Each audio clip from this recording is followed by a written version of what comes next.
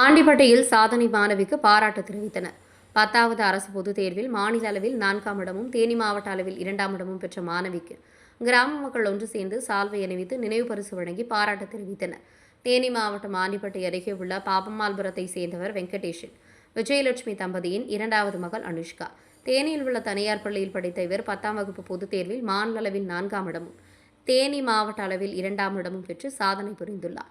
மாணவிக்கு பாப்பம்மாள்புரம் கிராம மக்கள் ஒன்று சேர்ந்து 3வது வார்டு கவுன்சிலர் பாலமுருகன், பகவதி அம்மன் கோவில் அறங்காவலர் குழு தலைவர் வெங்கடேஷ், காந்தி நகர் நலக்கமிட்டி நிர்வாகிகள் ராதாகிருஷ்ணன், பொன்ராஜா, சுந்தரமூர்த்தி, செல்வம், பாலகிருஷ்ணன், சக்திவேல் உட்பட பலர் அவரது வீட்டுக்கு வந்து மாணவியை வாழ்த்தி சால்வை அணிவித்து நினைவு பரிசை வழங்கி பாராட்டு தெரிவித்தனர்.